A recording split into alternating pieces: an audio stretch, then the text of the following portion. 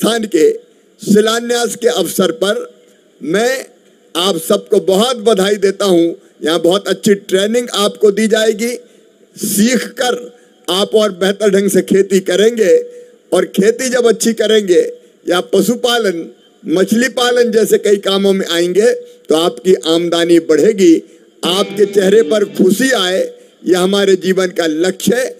आपकी आमदनी बढ़े, इसलिए सारे प्रयत्न कर रहे हैं। पूरे भारत के बेटे बेटी यहाँ पढ़ते हैं, मैं उनका भी बधाई देता हूँ। अच्छी शिक्षा प्राप्त करके यहाँ से अनुसंधान के क्षेत्र में बेहतर से बेहतर काम करे। पूरे देश के बच्चे यहाँ इकट्ठा हैं।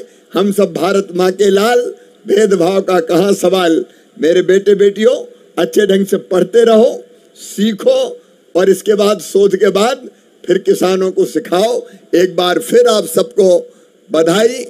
संस्थान के इस दोनों शिलान्यास के कार्यक्रमों के अवसर पर का प्रधानमंत्री नरेंद्र मोदी जी के नेतृत्व में लक्ष्य है किसानों की आमदनी बढ़ाना।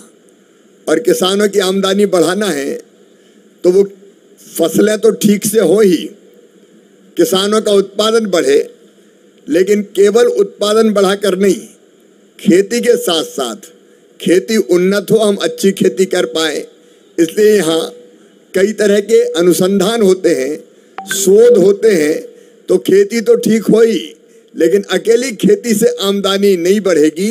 खेती के साथ हमें और कई काम करना पड़ेगा, जैसे पशुपालन, मधुमक्खी पालन, मछली पालन, अनेकों प्रकार की गतिविधियों में हमको लगना पड़ेगा।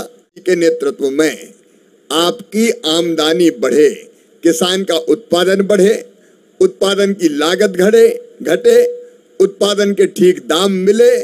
और उत्पादन तब बढ़ेगा जब हमारे पास अच्छे बीज हो, अच्छे पौधे हों, और वो शोध करके तैयार करते हैं। हमारा ये संस्थान वो तैयार करने का काम करता है। और यहाँ पर जितने भाई बहन बैठे, अलग अलग आपको ट्रेनिंग देके कृषि कार्यों से संबंधित, कृषि और उससे संबंधित कार्यों से संबंधित ट्रेनिंग देके आपकी आमदनी बढ़ाने के यहाँ निरंतर प्रयत्न किए जा रहे हैं, ताकि गरीबी दूर हो और हमारे भाई और बहन जो खेती या खेती से संबंधित अनेकों प्रकार की चीजें करते हैं, उनको ज्यादा लाभ प्राप्त हो सके, उनकी गरीबी दूर हो सके। तो नमस्कार दोस्तों, अभी आप लोगों ने सुना है केंद्र के कृषि मंत्री शिवराज सिंह चौहान जी का बड़ा भाषण। दोस्तों, आज उन्होंने किसानों को, बेरोजगार युवाओं को, विशेषकर किसान भाइयों के लिए बहुत बड़ी खुशखबरी दी है। जैसे कि उन्होंने कहा है कि आज आदरणीय प्रधानमंत्री श्री नरेंद्र मोदी जी के नेतृत्व में किसानों की आमदनी बढ़ाना और खेती की उन्नति बनाना हमारा लक्ष्य है। साथ में एक और बात उन्होंने कहा है कि जैसे कि उन्होंने कहा कि किसानों का उत्पादन बढ़े एवं उत्पादन की लागत घटे और उत्पादन का उचित दाम किसान भाइयों को मिल पाए।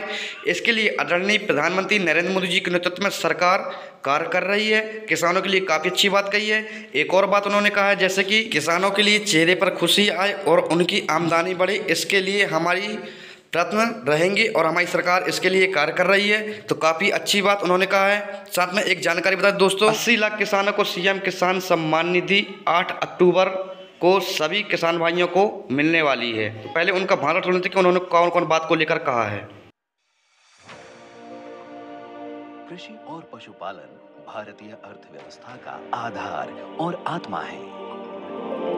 हमारे अन्नदाता जहां एक ओर अपने कठोर परिश्रम से अनाज उगाकर खाद्य सुरक्षा सुनिश्चित करते हैं, वहीं पशुपालन के जरिए अपनी आय भी बढ़ाते हैं।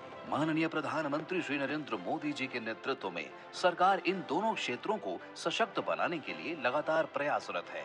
इस दिशा में उल्लेखनीय कार्य करते हुए प्रधानमंत्री किसान सम्मान निधि योजना के तहत छोटे और सीमांत किसानों को सालाना 6,000 रुपए की मदद की जाती है, जिससे 11 करोड़ से अधिक किसान परिवारों को अब तक 3.25 लाख करोड़ रुपए से अधिक की सहायता मिली है। पीएम किसान सम्मान निधि भारत के किसानों का बहुत बड़ा संबल बनी।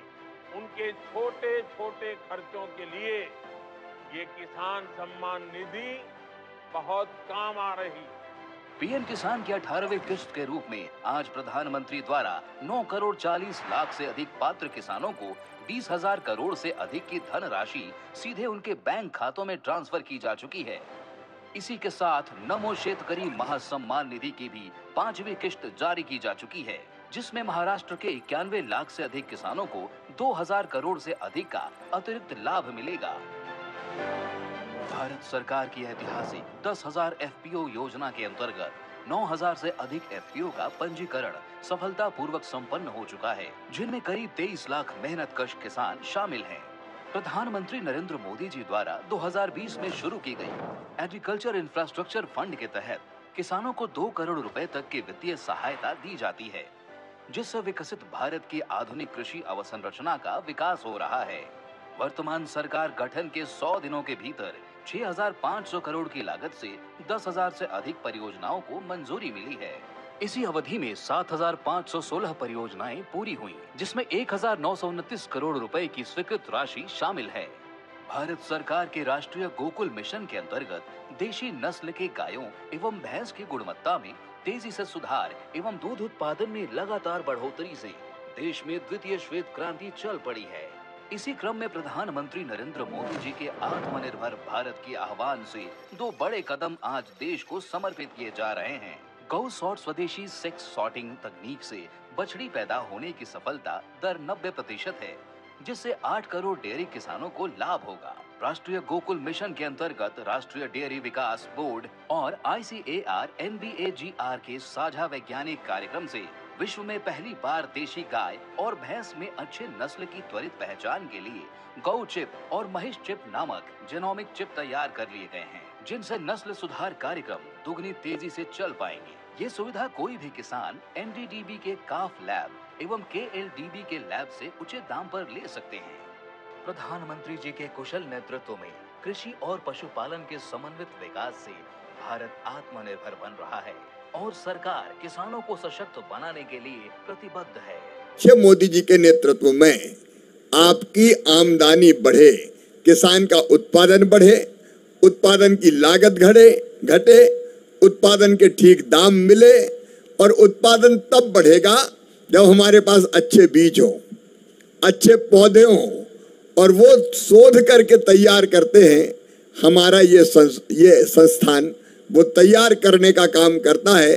और यहाँ पर जितने भाई बहन बैठे, अलग अलग आपको ट्रेनिंग देके कृषि कार्यों से संबंधित, कृषि और उससे संबंधित कार्यों से संबंधित ट्रेनिंग देके आपकी आमदनी बढ़ाने के यहाँ निरंतर प्रयत्न किए जा रहे हैं, ताकि गरीबी दूर हो और हमारे भाई और बहन जो खेती या खेती से संबंधित अनेकों प्रकार की चीजें करते हैं, उनको ज्यादा लाभ प्राप्त हो सके, उनकी गरीबी दूर हो सके।